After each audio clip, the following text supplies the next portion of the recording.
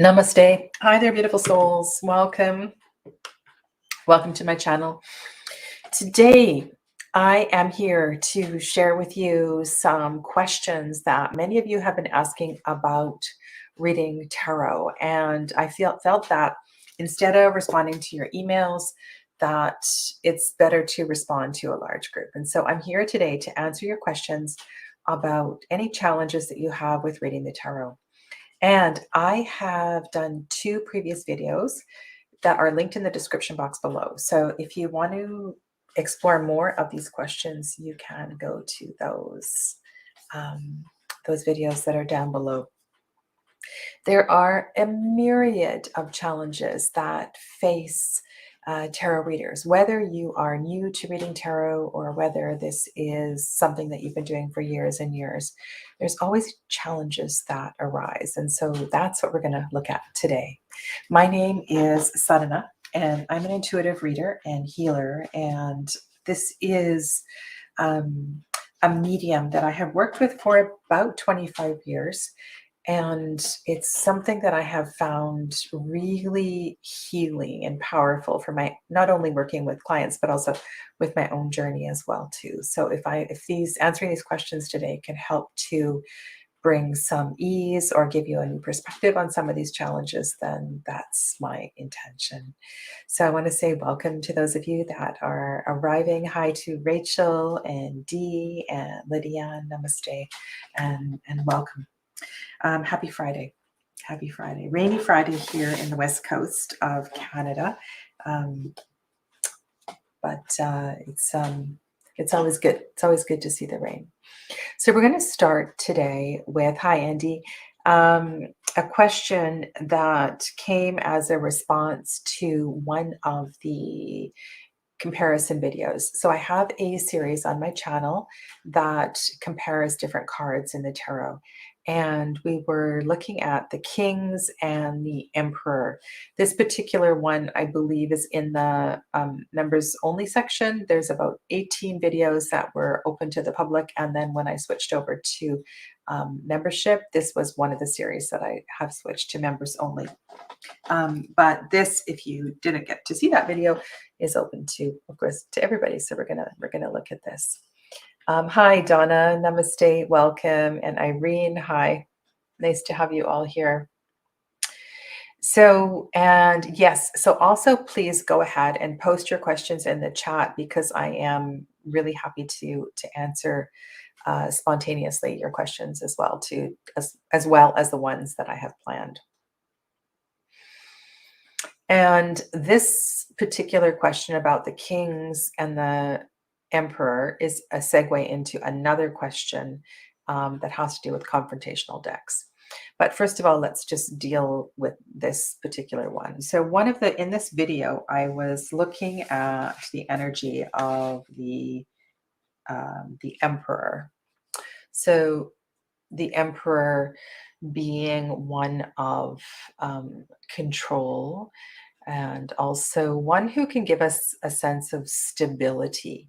And so one of the viewers, it was Ij, I believe, Ijeoma, asked if I could look at the Emperor and the Kings in the Zombie Tarot, and did I see anything different, or was there a new revelation that was a new interpretation that I could come up with in this particular deck.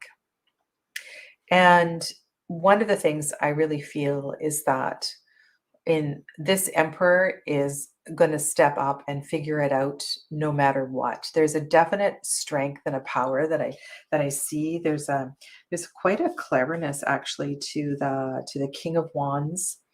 So the King of Wands, to me, it almost looks as if in this card, he has taken one of his own bones to use resourcefully, but there's a lot of tools here. And so with this particular King of Wands, it almost to me feels like that contractor energy that I feel of the King of Pentacles. Super resourceful.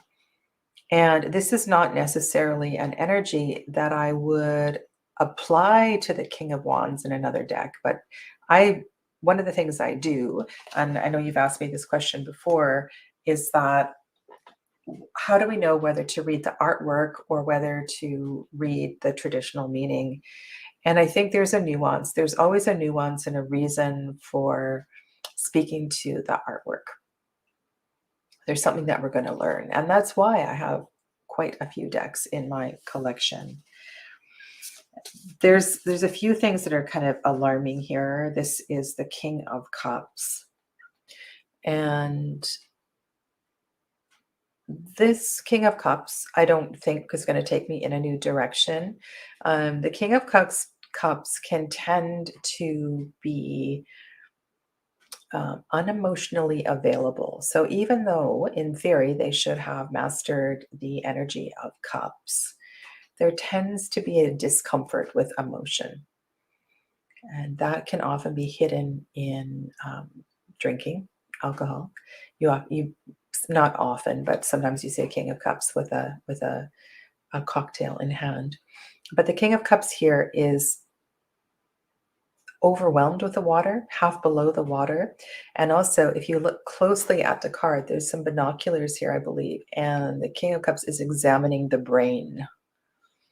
So there's quite a bit of disconnect here. This is quite an interesting tarot deck. This King of Hazards, so this is the Pentacles, has no feet. Has no feet and is completely bound. So I feel like in the saturation of the Suit of Pentacles, this king has lost his footing, lost his foundation. So this particular King of Pentacles speaks very much to the excess.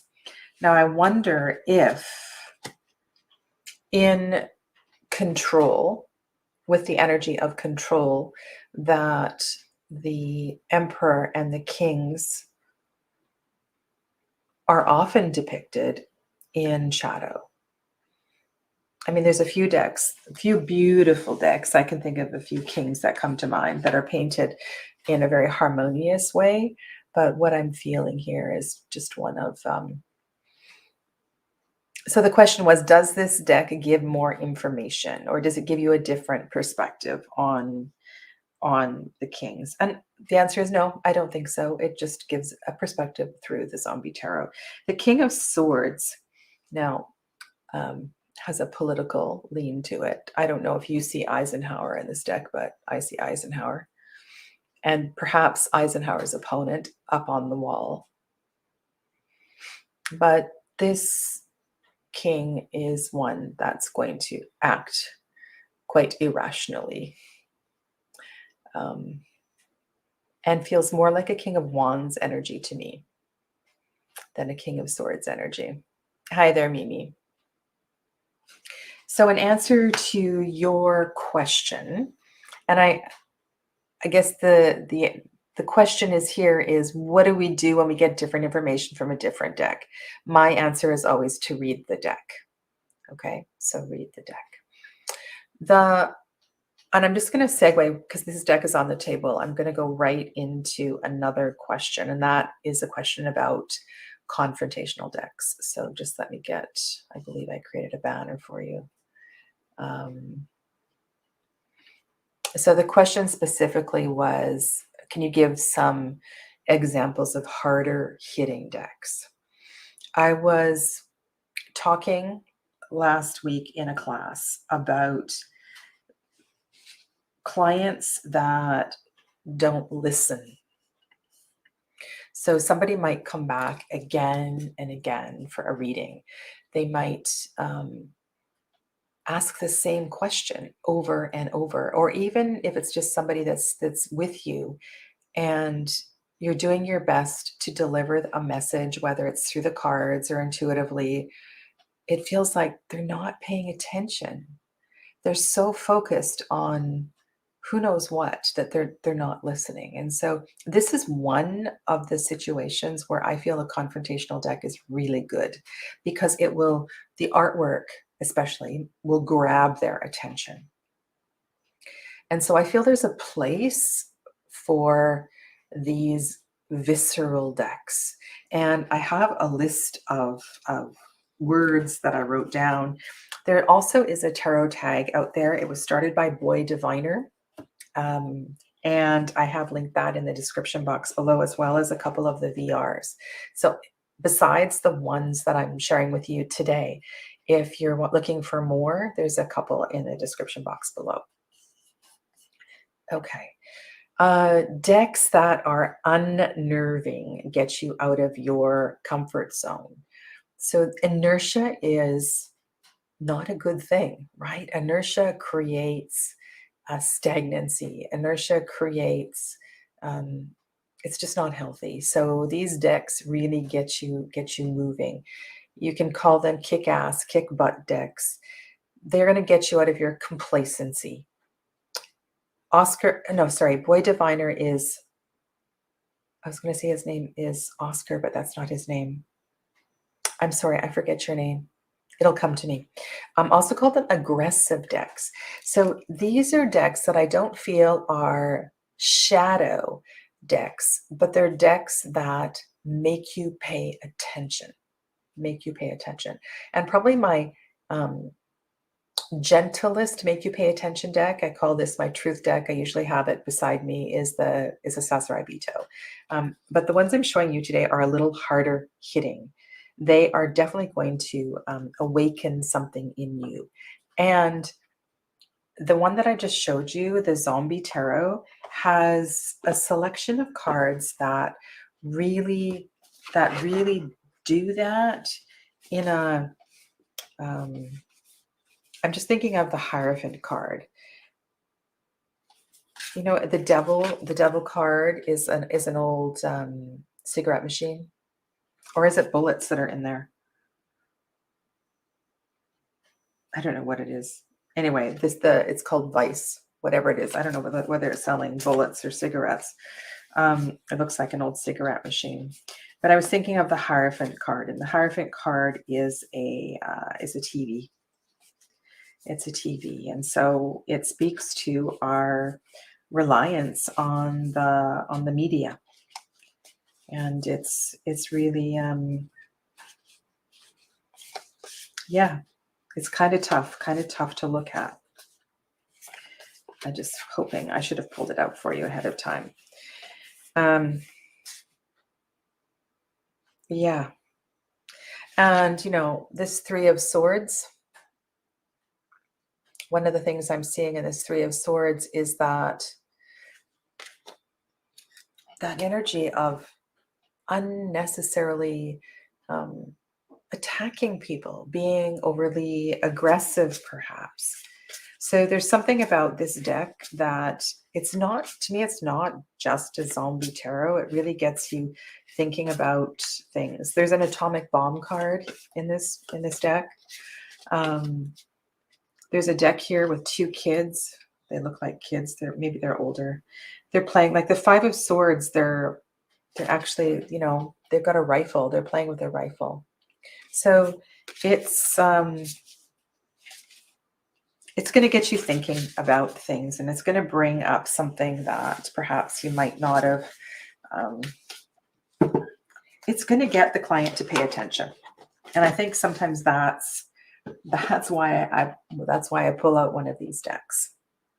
Okay, so I'm going to share with you a couple of others, and some of you might not agree with me on these, but there's a selection of cards in the Deviant Moon.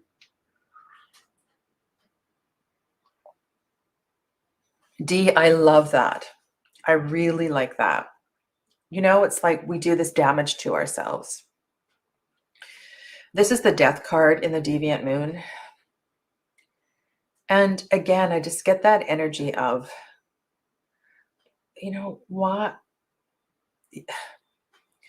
Sometimes our negative energy is so unnecessary. Are you actually paying attention? Do you actually know that this feels like a burning your bridges kind of card, you know, walking over people. This is the Ten of Pentacles. It's a chessboard, and the servant, the slave, is underneath, actually being the legs of the table. And so if the slave stood up, the chess game would be over. It's very, very challenging. Ten of Pentacles for me. And this card, this is the Ace. So not only is the is the pentacle upside down, looking more, it's an inverted pentacle, but we're looking at the potential of pentacles as being one of hoarding, which is one of the tendencies of the dragon. So it's it's this deck to me, while there are some really beautiful cards in this deck, has a significant number of um, decks that are going to help to unnerve if necessary.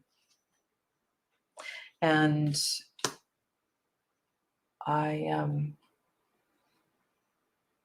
I want to say that I haven't been what I haven't been conscientious about packing this kind of a deck in my basket lately when I go out to do readings, but because of something that happened last week, I'm going to be more mindful, way more mindful of this, because I think it's important, important preparation as a reader to have a deck that. Have you ever had that kind of a reading where somebody's just like asking all these questions and you just want to scream? Are you listening? Did you hear what I said? And you think, okay, how can I say this differently? I don't want to keep repeating myself. So, what other reasons would you want to use a confrontational deck, a harder hitting deck?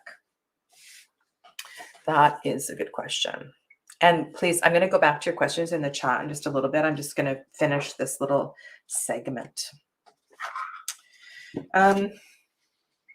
For me, I'm going to pull out a deck that I know has challenging cards when I don't really understand what's going on with myself personally.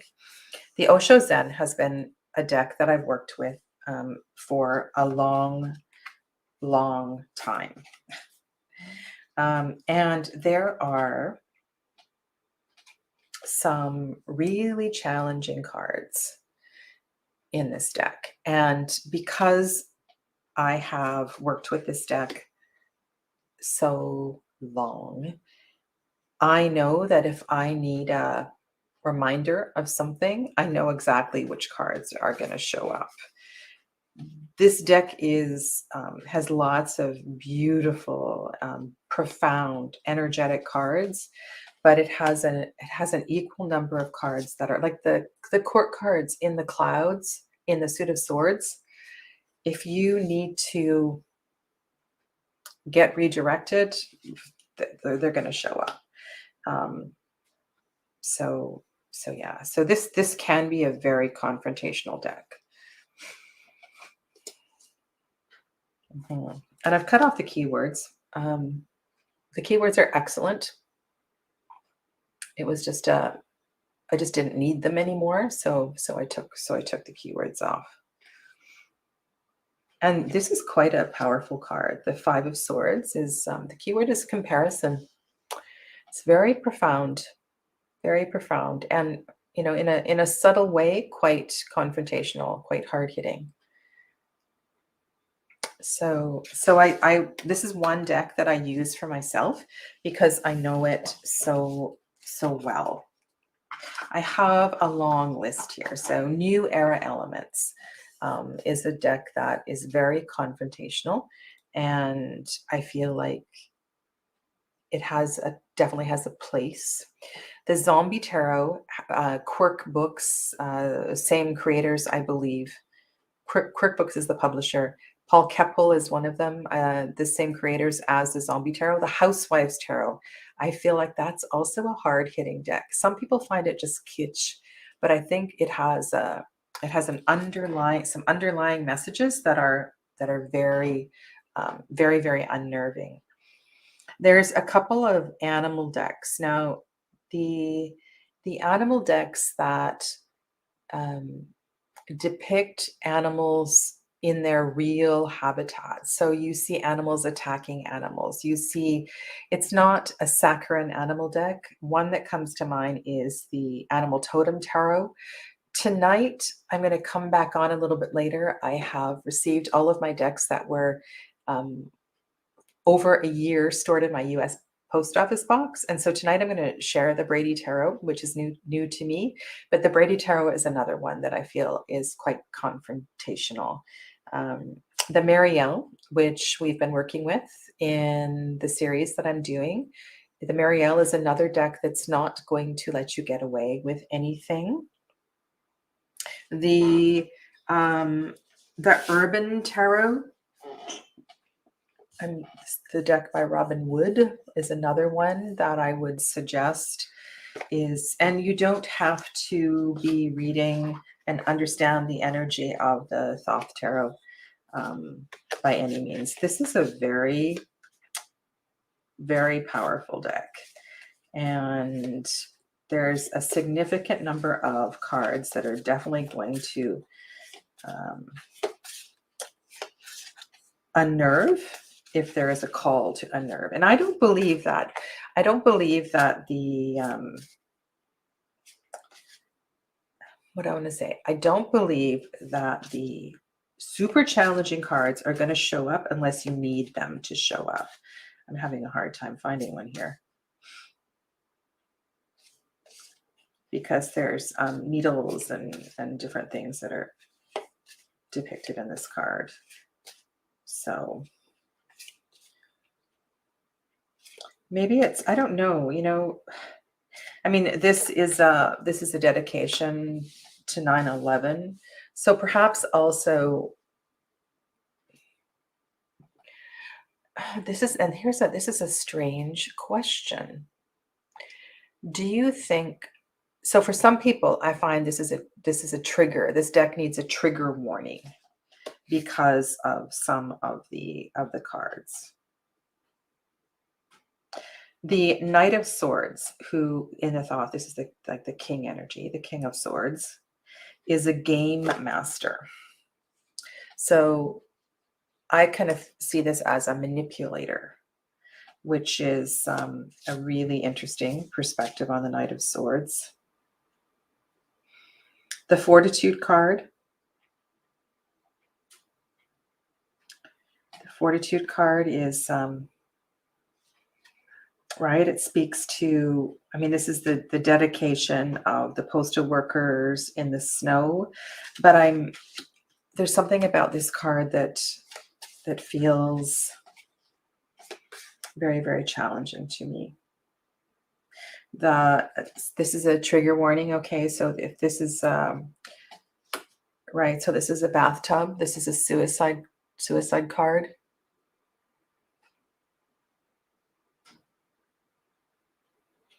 And you know where I might see this deck, where I might pull this deck out, is that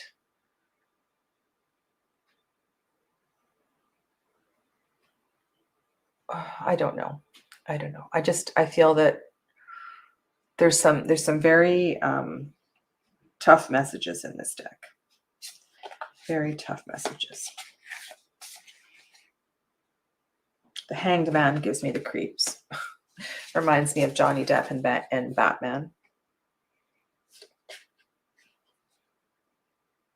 And there's a really interesting, so the other bathtub card I showed you. So the High Priestess here in the bathtub. So what if those two bathtub cards showed up in a reading? I'll see you later, Elizabeth. Okay, bye-bye. Anyway, so this is another confrontational deck. And I'm not going to, I mean, I have a whole long list here. The Next World Tarot, for sure, is a confrontational deck. It's one that's going to awaken and challenge. The Primordial Tarot. So this deck came out in a couple of iterations. I've done several videos on the Primordial Tarot. Tarot of Origins is what it was originally called. Yeah. And then also there are oracle decks as well too that are going to definitely get you out of your inertia. There's a couple that came to mind. One is the Oracle de Reflet. So that's one of Celia Melville's decks. Oracle of Reflections, Oracle de Reflet, and another one is Anatolian's Oracle of Echoes. I really feel like that's definitely a deck that's not going to let you sit back and not pay attention.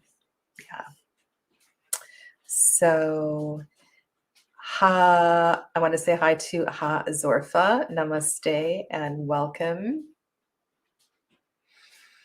Okay, so I'm going to go back to the chat, and I know there's some questions that Lydianne posted a question.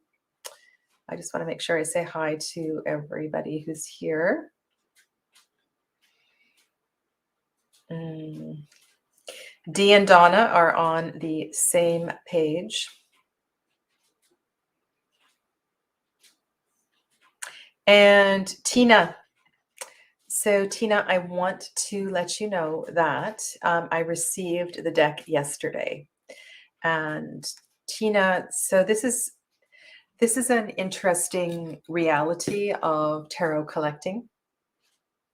If sometimes we purchase or we sponsor a Kickstarter, there can be issues with shipping, and Tina purchased a Kickstarter that was published in Canada and found out after the fact that they were not shipping to Sweden. So she has very generously sent the deck to me, and I will share that with you on my channel in a little bit. But Tina, I wanted to let you know that it has arrived. I haven't opened it, but I will be opening it sometime soon. So thank you very much. Alrighty. Did I miss anybody? Oh, thank you, Donna, for letting Havorsa know.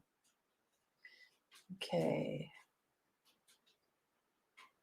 Tarot of the She. I know this can be an intimidating deck for some people, but I feel that once you get to know Tarot of the She, it's definitely can be unnerving, but at the same time, it's such a beautiful connection with energy. So in the Ten of Swords in Tarot of the She, the third eye is pierced and there is blood gushing out of the third eye. But to me, that is so beautiful to have all of the crap cleared out of the third eye. You know, finally we're going to see and we're going to understand, and everything is going to become crystal clear. So I've come to see Tarot of the She in quite a different way because I've been working for a long time. It's another deck that I've done several videos on. So yeah. The Hush Tarot, I see one of you mentioned the Hush, I've also got that on the table here. I used the Hush Tarot. Last year, I did a compassion, 7 days of compassion. And I used this deck for my 7 days of compassion because I wanted to find compassion for this deck. And I wanted to see and tap into the energy or try to understand this deck a little bit more. This is the Three of Wands, correct? Yes, the Three of Wands. And what I'm seeing here is a bird sitting on a, what do you call it? Like a direction. North, usually there's like a north, south, east, west. I don't even know what you called a wind direction. What do you even call this? Anyway, the bird is sitting there and then the glass is broken. So it's almost as if this is the Three of Wands, right? So your ship is coming in kind of card. It's like your compass is broken. This is the energy that I'm getting. I really feel this is, there's so many confrontational cards in this deck. If you look carefully at this card, this woman is bound. There is some underlying sexual energy in this deck that might be important to come forward. There is quite a bit of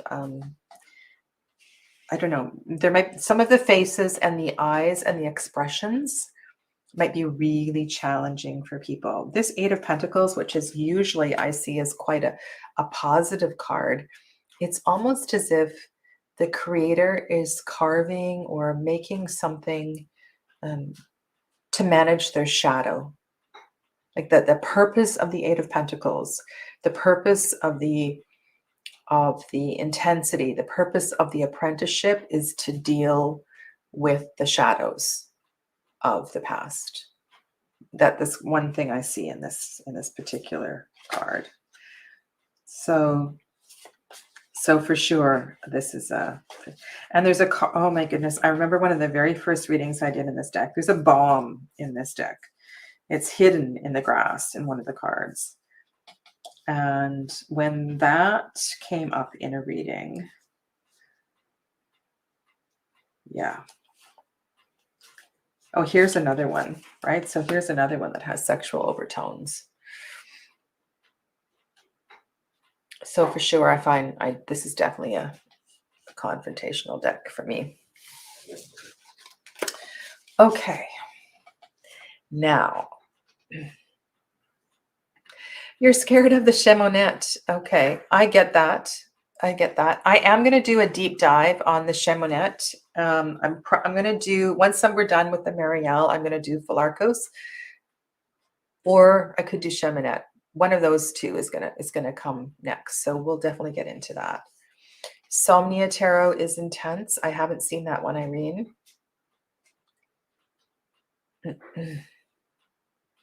Weathercock, Wind Vane. Thank you very much. I appreciate it.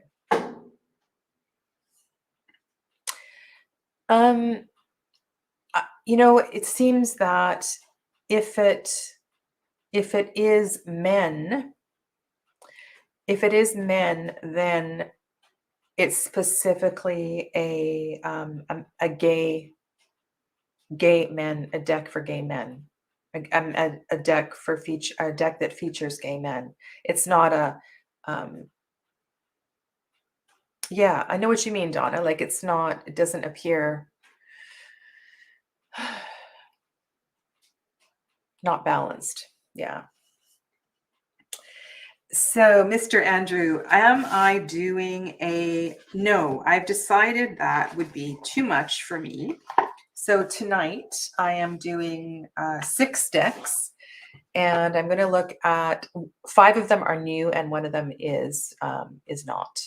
So I'm going to be on tonight for about 3 hours. That's my intention. So we'll be looking at 6 different decks tonight.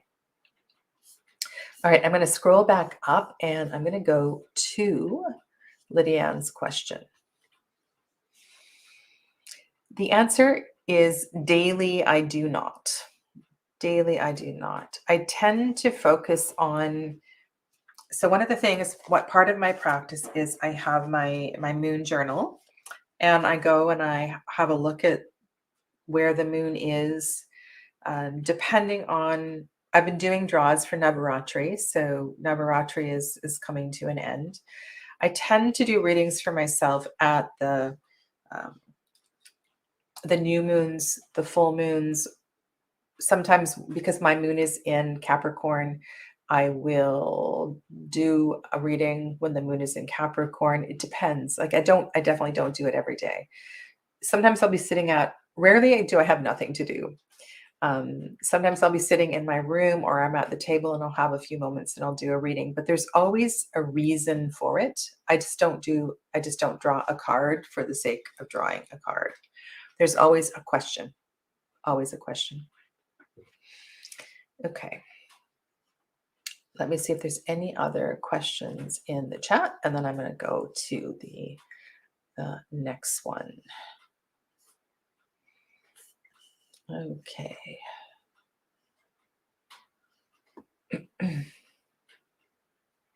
And I'm going to have to look up this one. I have a feeling I have seen it, but I'll have to look up Barbara Walker. I should write that down, actually. And this one, Somnia and Barbara Walker. I'm actually going to write that down and have a look.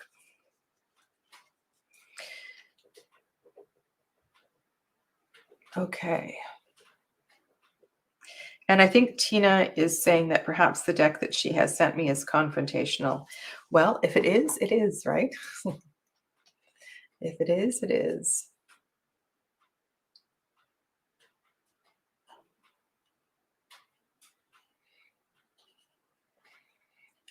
Okay.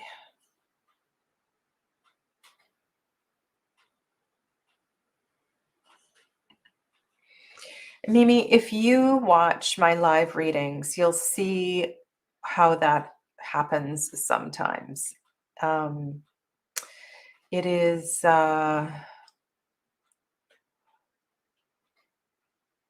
it's almost as if a symbol on the card comes to life. And I want to say that it takes time, and it's a practice. It's a practice to allow, and perhaps there's a message. There's something common in all three cards that kind of comes off the reading, and you tell a story from that. Anyway, best to watch me doing live readings to experience that. Hazorfa has a question. There are a lot of decks that work well for shadow work. There's a lot of decks, and it depends your intention for doing shadow work. I think your intention, I have done videos on this. So to me, shadow work is personal self-study. So shadow work means I want to understand patterns. I want to understand why I can't move through things, why I keep repeating this over and over. And so there's this is connected very much to second chakra. This is where our patterns live, where our karmas, where our samskaras are coming through, where we're birthed into this world. And so any decks that really feel, if you know what I mean by second chakra, those decks are definitely going to work for shadow work.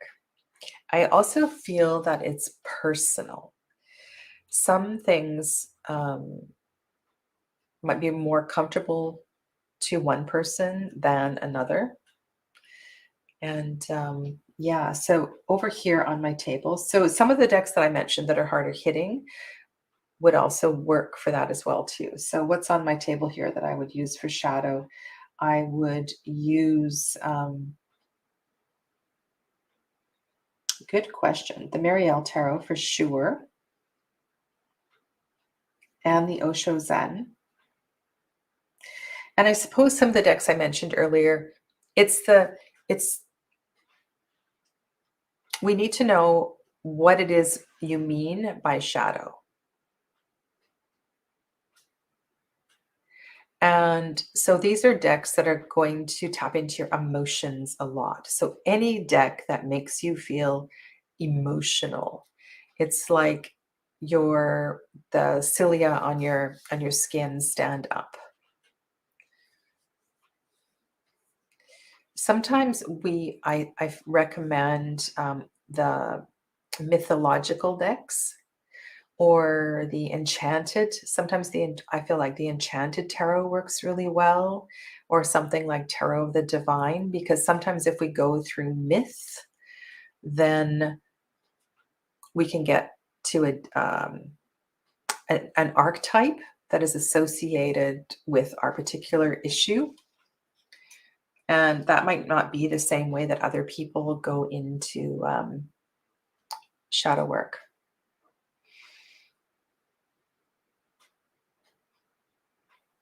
Okay. Yeah, and so Hazorfa, if you go to my channel page and you put in shadow into the search box, you can find the video that I did on that already. Okay. Absolutely. Absolutely is the question. And I do this as well too. Whether I have 3 decks in my basket or I'm sitting at my table and there's 40 decks out, I'm going to pull a deck that is going to best answer the question. So if I, and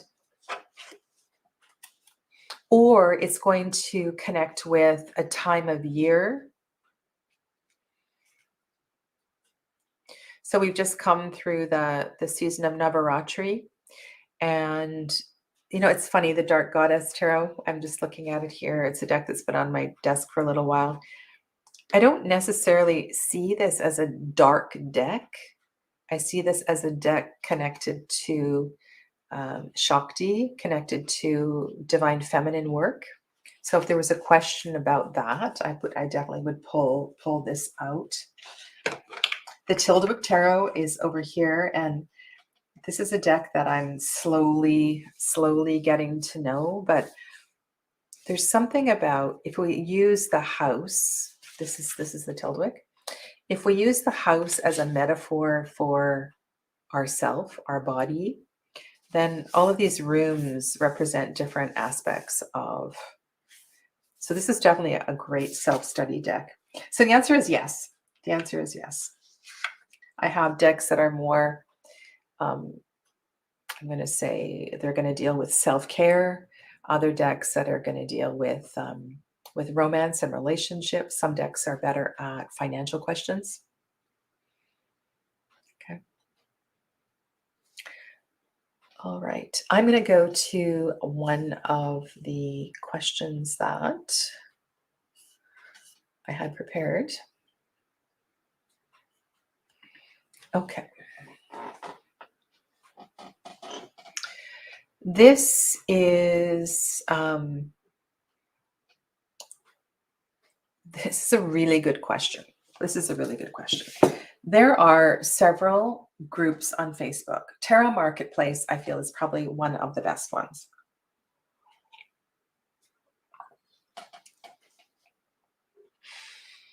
If you want to recover what you paid for your deck, or you want to make a profit on your deck, I feel that the packaging and the effort and love you put into it when you send it to the next person is really important.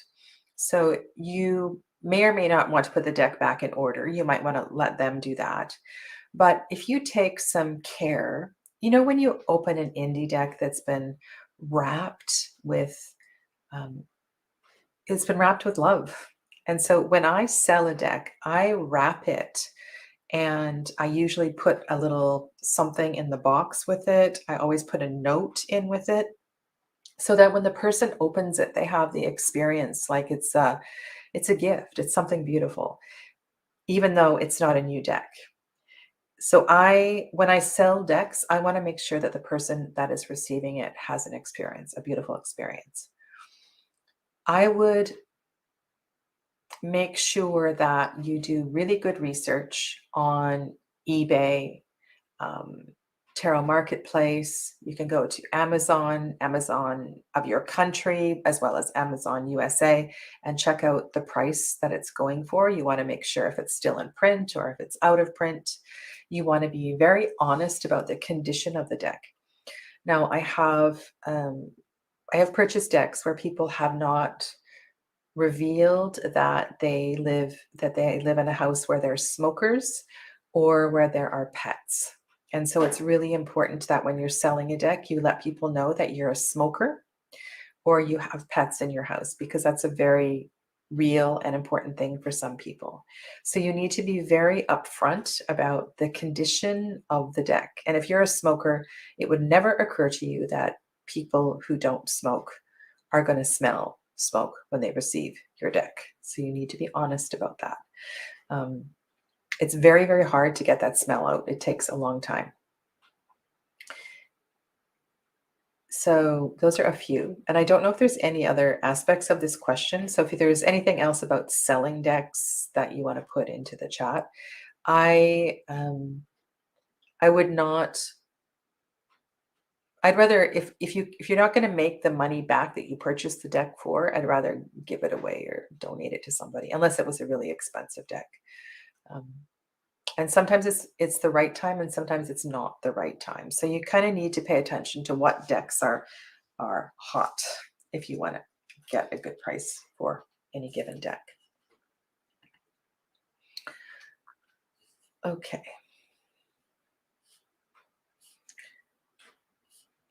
I will.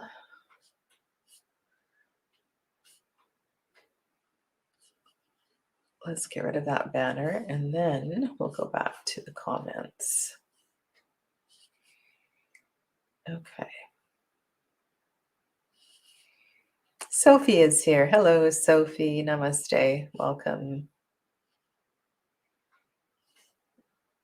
Let's go to Sophie's question. I'm just wondering if I missed any questions. Okay. I'm sorry. If I missed your question, feel free to repost it, but I'm at Sophie's question here. So I have this deck that I love, but I just cannot connect with it. I really want to, but no matter what I do, I just can't. Is there nothing I can do? It breaks my heart.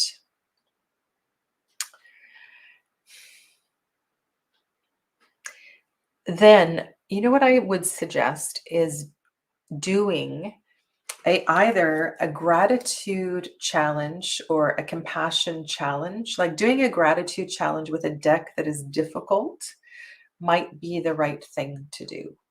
Jen at Jen Science to Soul Tarot and Transformation in January each year, the last couple of years, has done a gratitude challenge, but you can do this at any time. I've done it twice. I believe I have a gratitude playlist as well too. So if you go to this playlists up at the top and created playlists, you have to click on created playlists and then all the playlists pop up.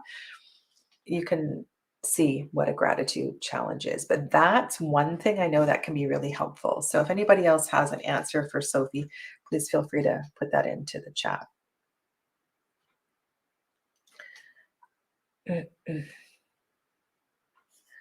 Okay. And I answered that one. Really? I made you buy that one, did I? This is a good question, Katie. Do I have a favorite deck for connecting with spirits or deities?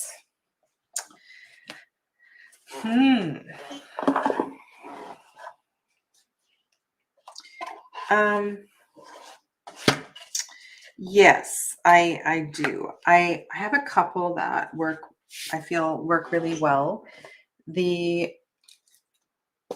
There's certain decks that have a very, very high frequency. And when I work with them, I feel like I'm working with my third eye. I feel like I'm clearing the crown chakra. So one of those decks is okay. So I'm going to answer this question like in two parts. So I feel like the deck that I'm working with has to be high. It's like it's from another time, another world. So one of those decks is the Margaret Peterson. And the Oracle decks, either the Sufi Wisdom or the Rumi Oracle, are two of the decks that I work with. So when I'm feeling like I want to connect with a guru on the other side or a specific deity, I use a deck that's going to take me into liminal space, undoubtedly. What other decks get me there quick? You know what? And this is really random. The Guardian Tarot. I find the Guardian Tarot it transports me quite quickly. So that's my method for connecting to deities with decks. Yeah.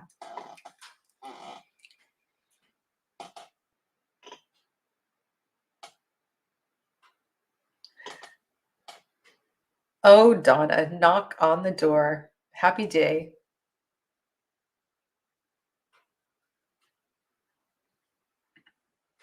I think that's a good idea, Haborza. It's always good to know what you're dealing with. Yes. Oh my goodness. Okay. If the deck comes in a nice small box, a good quality box. It stays in the box. So if it's a nice clamshell box, it stays in the box. If it is a deck that I don't use very often and it comes in a tuck box, I do have many stacks of tuck boxes. But if it is a deck that comes in a tuck box that I use all the time, then it usually gets transferred to a bag. There are a few decks that, so the Osho Zen that I just showed you, the Osho Zen, when I purchased it, came in like an old plastic video box. And I had, so these have been trimmed, right? So they're smaller. And I had this custom box made by Bunny Kisses 1000, who's on YouTube. And so she made this drawer box for me. So yeah. So decks that I have some decks that I have. I don't know, I really like this box. So it depends. A bag, the box that it came in. Some of the large Llewellyn boxes I have. So I have a tarot shelf behind me, and that whole bottom shelf is large boxes. And these are decks either that I rotate or that I don't use very often, and they stay in their large boxes. But then above that, I have two shelves of small boxes, just chock block. And then in the center of that, I have all my bags stacked. So everything's fairly accessible. And then down the hall, I have a closet of Oracle decks. So yeah.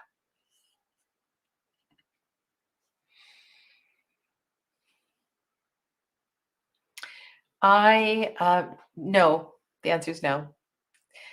So one of the things I do is I welcome all of the cards, and I say hello and I have a good look at them. And then usually after I do that, I do a 3-card spread, and I ask the deck what is its purpose in my collection.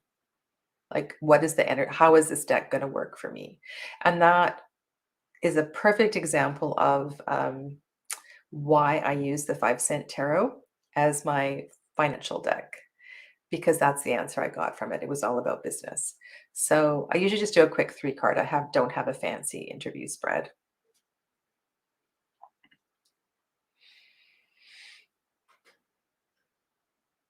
I want to say yes. Yes. Do I have decks just for me? Decks just for me. And either I have a copy that is just for me, so I have multiple copies of the deck, or I don't use it with clients because it's so very nuanced. And I feel like it's I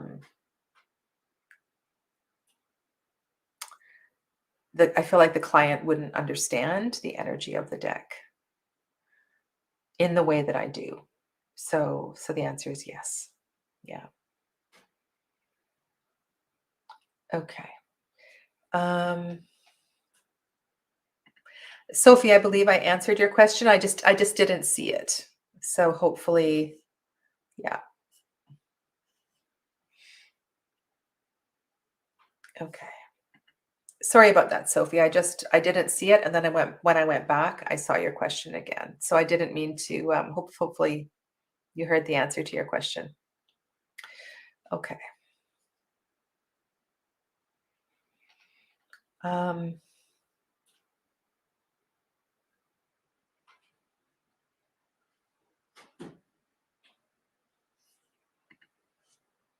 That's a good idea, Donna. Selling 4 or 5 together.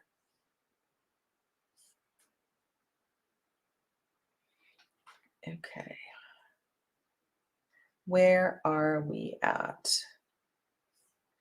Sadhana.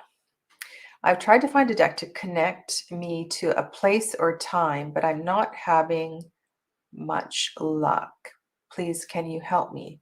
So, D, which place or time are you trying to connect to? Is there a specific place or time?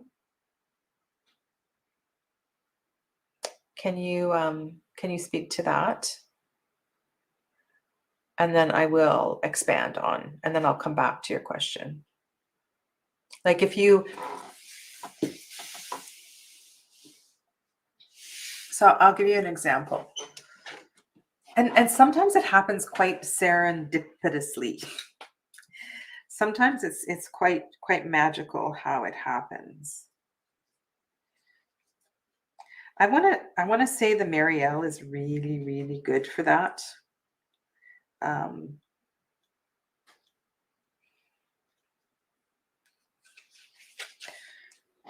The Enchanted Tarot might really be a good one for that. The Enchanted Tarot is a really useful deck. So this is the Nine of Swords in the Marielle. I'm just going to hold it up. So this is the card that changed everything for me in this deck.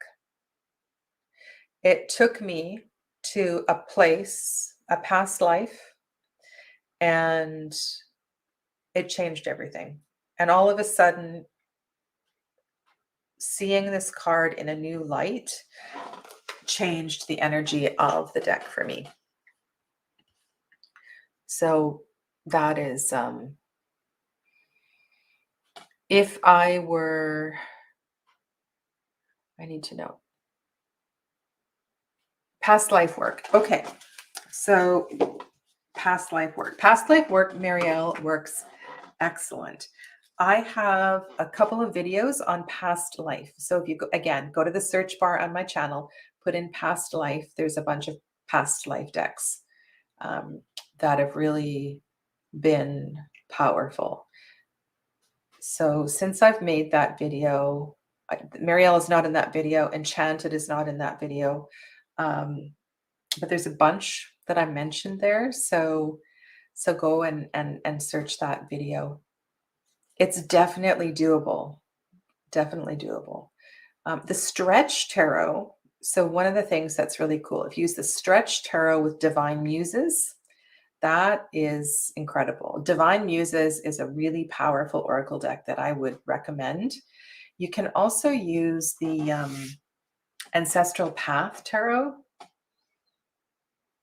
So that's one that works really well too. Okay.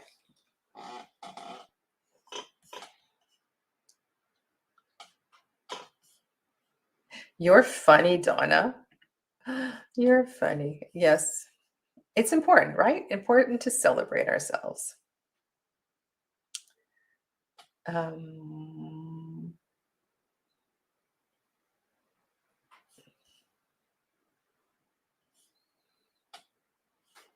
Okay.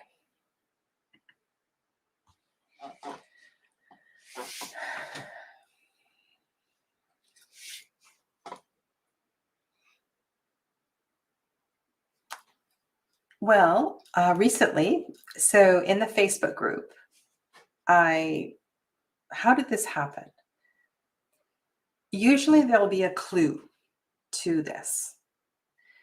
There'll be something that reminds me that tarot would work well.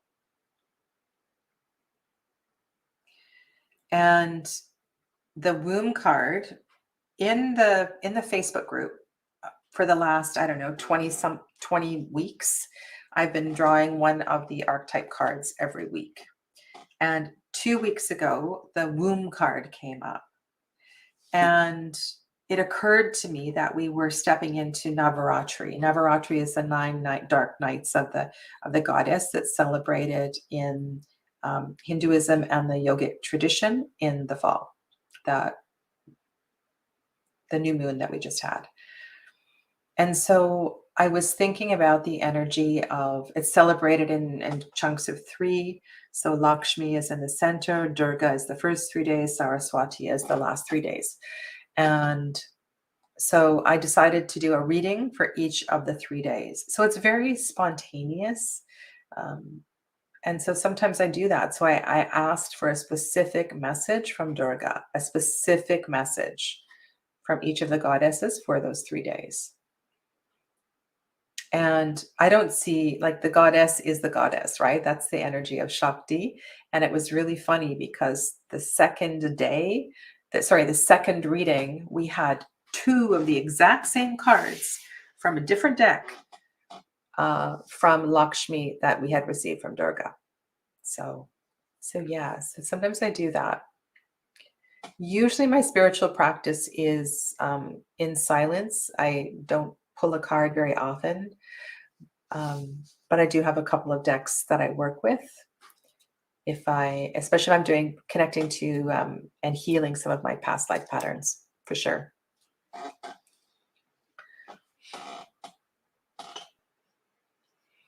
Okay, let's go to Irene's question, and then I'm going to go back to one of the other ones. Sometimes. Usually, if it is if I now does it sound funny? If I know they know how to shuffle, if I know they know how to shuffle, I wouldn't let them touch a deck that was super expensive. When I do a workshop, and a lot like an in-person workshop, I'm very strict. So everybody arrives and they're around the table, and I say, "Now, would you please all go to the bathroom and wash your hands?"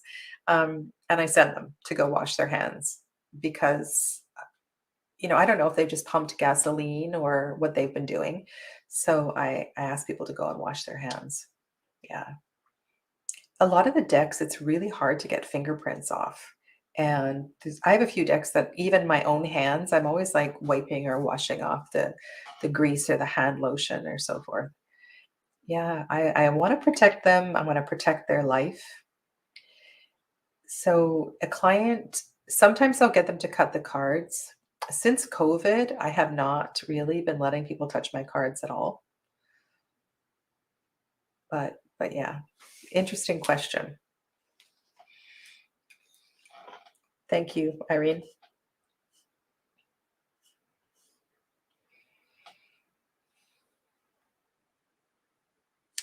Oh, that's great. I'm glad you're going to hop onto the series. And by the way, last Wednesday, so 2 days ago, I forgot to make I forgot to make the broadcast members only. So it was public for a little while. So it was, yeah. So what I'm trying to do is for the members only videos is to leave it public. And then at the last second, if I switch it to members only, then I believe you get a notification. So it's quite an interesting process. I'm learning a lot about this membership thing.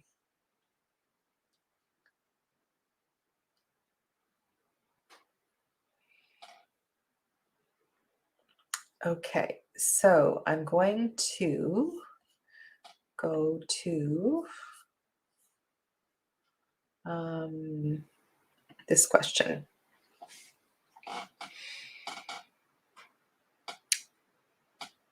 This is a really good question. Emotional boundaries. And I think this comes up a lot when you're dealing with cancer, death, sometimes divorce, tragedy of any kind, right? It can be really hard to do a reading, especially if it's fresh. And I remember this woman. Her sister was dying of cancer. Her sister was in the process of dying of cancer. She was in the hospital overseas. And her sister wanted to know if she was going to get there in time. And it turns out that she did get there in time. And we did a reading after the fact she got back. Her sister was still alive and she'd brought her daughter in for a reading. So obviously what I'd done had resonated. So how do I create a boundary? So for when somebody expresses something really challenging, the first thing I do is I just I pause and focus on my exhale breath, and I allow the compassion to arise, and I want to feel and extend that compassion energetically. I often, and I do this with a lot of readings, not just this type of reading, but I get the person to focus on their breath. This also helps me to transition and to settle. So I guide them, I guide the client through a relaxing, guided breath meditation. I'm an empath, so I do pick up on things as well too in that process, and it helps me to direct my conversation. So creating the space is really, really important. I also, when I go to work, I make sure that I am in a good frame of mind.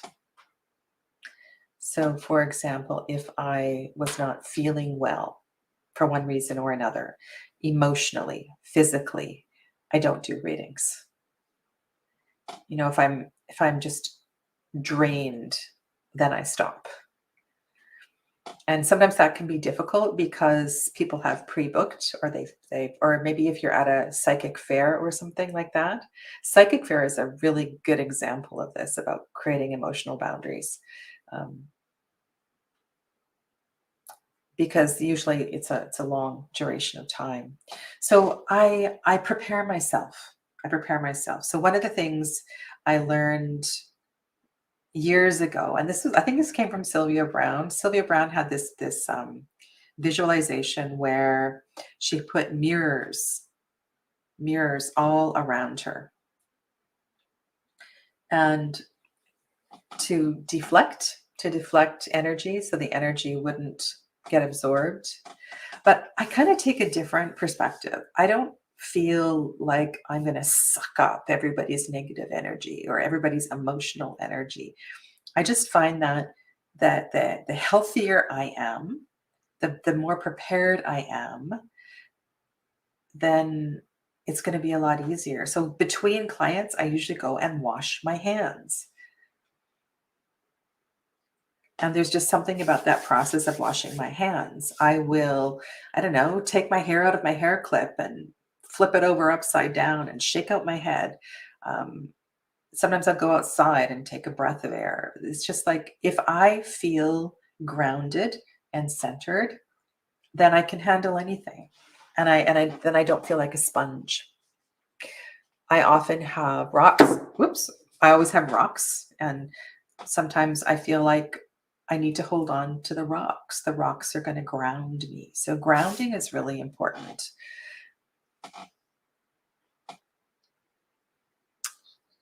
So a lot of people ask for mediumship type information as well too. And if I don't feel or tap into the presence of the loved one, then I just allow whatever's coming through to come through. Somebody's here right now. Somebody's right here. Somebody's right here. Anyway, so I don't know if that answers your question, but those are some of the things that I do. Okay. All right. I'm going to go back. Hi, Jen.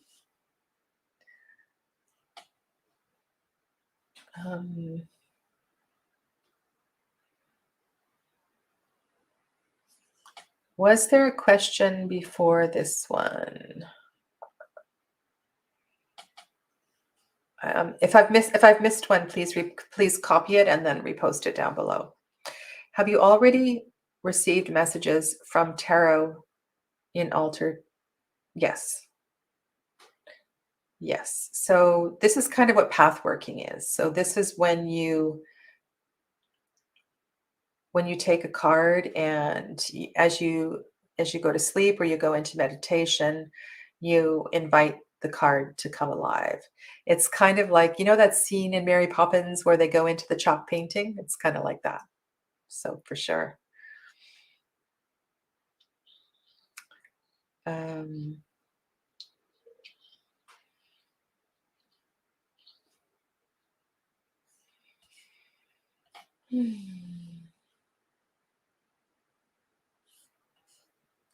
Where are we at? And Sarah's here as well too. Namaste, Sarah. Okay. These ones are Shanghai palm stones. Okay, so I'm going to go to, we're well past the hour, but I do have a couple other questions I'm going to answer. Selling decks, harder hitting decks. Oh, this question. This question is one that Andrew Well-Tempered Claire asked a while back, and I'm actually going to do some research on this question because I think this is a really fun question to answer at the end of this course. Because I have 2 Alice decks, and I really thought it would be a fun way to something to do in the 8th week. So I really want to thank Andrew for this question, which we're going to answer in Tarot Through the Chakras. And so there's 2 different days, and actually I'm quite surprised. There's like 3 people in both days already. So it's great that I'm glad that you have you expressed it, so I'm offering it. Okay, the next question, I think this is the last one that I have for today. And this is something that I have addressed before in different ways. How do you know who the tarot is referring to when a querent is asking a question about someone else? Okay.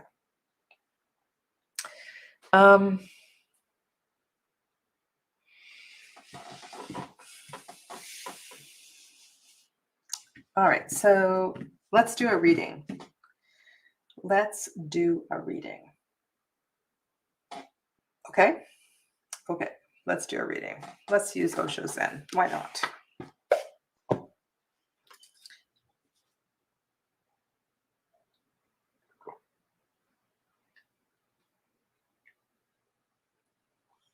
Okay, so somebody in the chat ask a question about somebody else.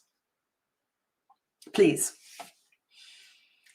Somebody in the chat ask a question about somebody else. And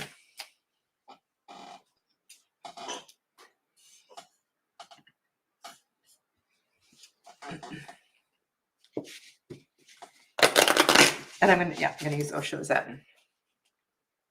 I love this little deck. I edged this one as well too, multi colors.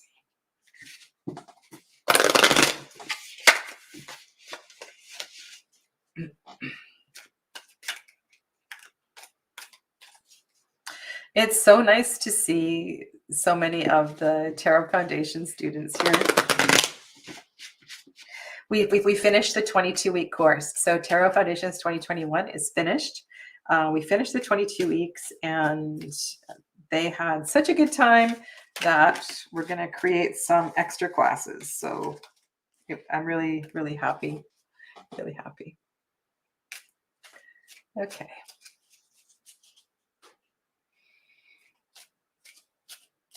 All right, so let's go to Andy's question. Andy asks, does my sister have negative feelings towards me? Can somebody nab that troll, please? Thank you. All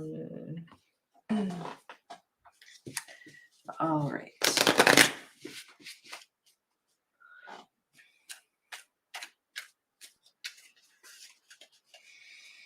Thank you, Jen.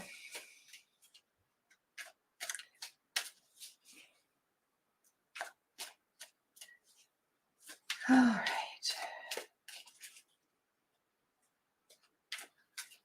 Let's hold light and love around Andy and her sister. Does Andy's sister have negative feelings towards Andy?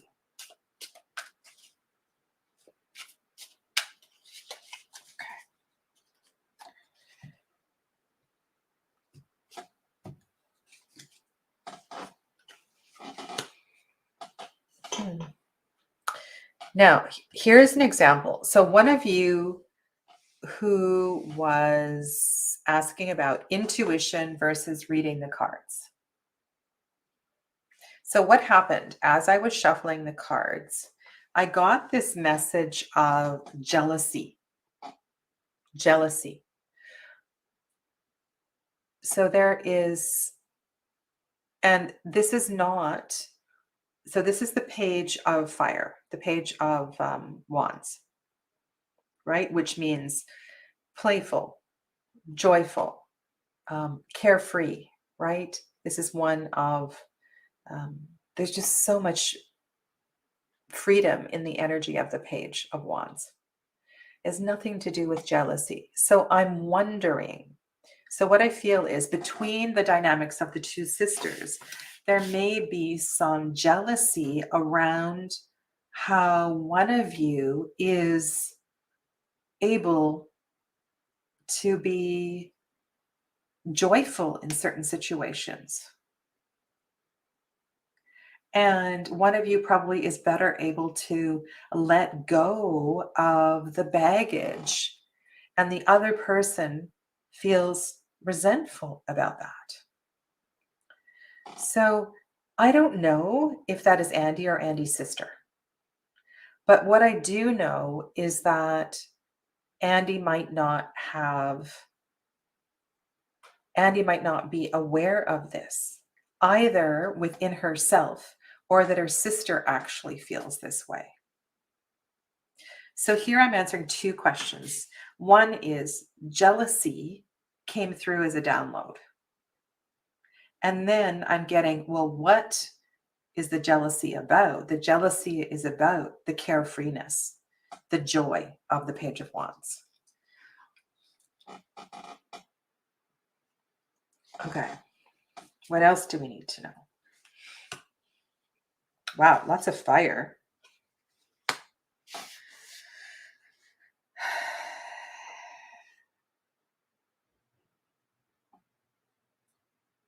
Look how in the zone that King of Fire is. So that's the King of Fire and then Temperance. So what I feel is that, so the topic, the subject is the sister. The sister feels either, the sister is either jealous that you are so zen, or you are not, you, or you are, what I want to say, you don't understand how your zenness or your spirituality is, it's that which is upsetting her. So she doesn't have negative feelings towards you. She just doesn't understand this process that you are going through. Okay. So Nina, I'm not doing questions today. I'm just doing an example here of a reading technique. Hi, Julia.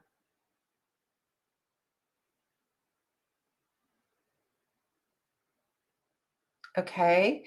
So does that make sense, everybody? I want to go back to the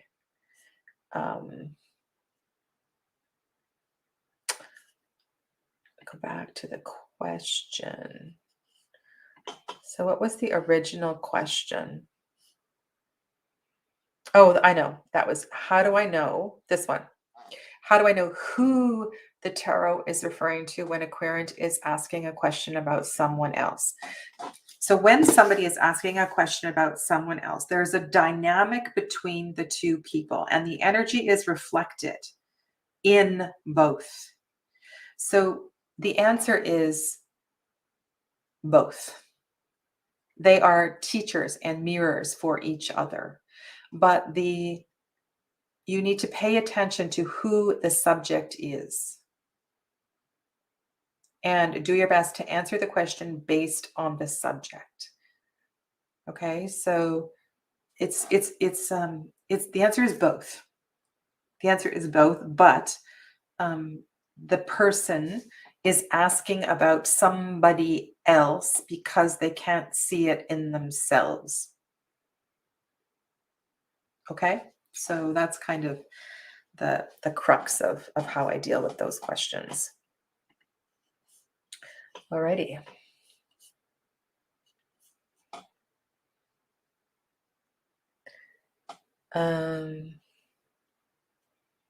There we go. I think that is a wrap.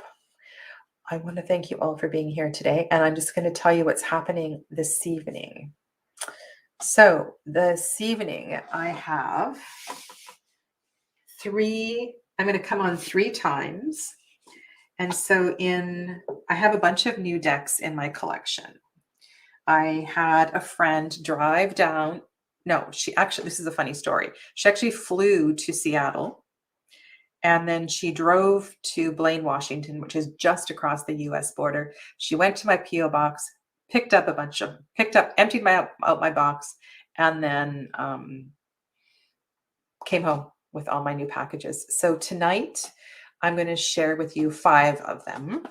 And I'm going to look at these 2 side by side. So we're going to look at the 2nd edition of the Brady Tarot and Anima. Oops, I can back off here. Let's back off. Hello. Back up. Oh, that's too much. There we go. So we're going to look at the 2nd edition of the Brady Tarot with the Anima Mundi side by side. And then I will take a short break. And then I also have the Playful Heart Tarot. And this one has been sitting for ages and ages in my box. And this one I recently ordered. This one I shared already. So I'm going to look at these 2 side by side. I thought that would be kind of fun.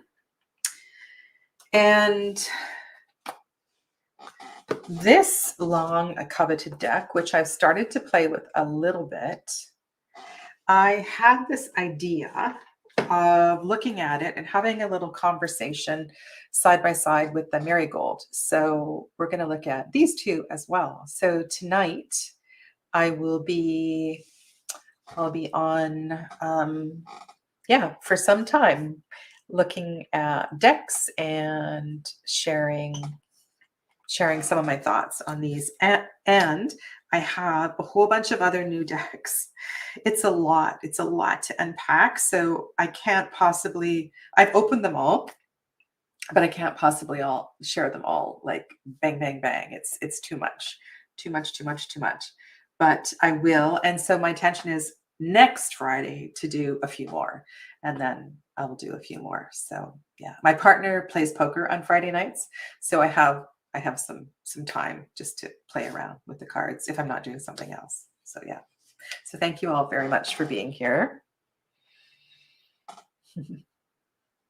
You're also welcome. Yeah. Thank you very much for being here. And hopefully I will see some of you later tonight. Okay. Take good care. Enjoy the rest of your day. Namaste.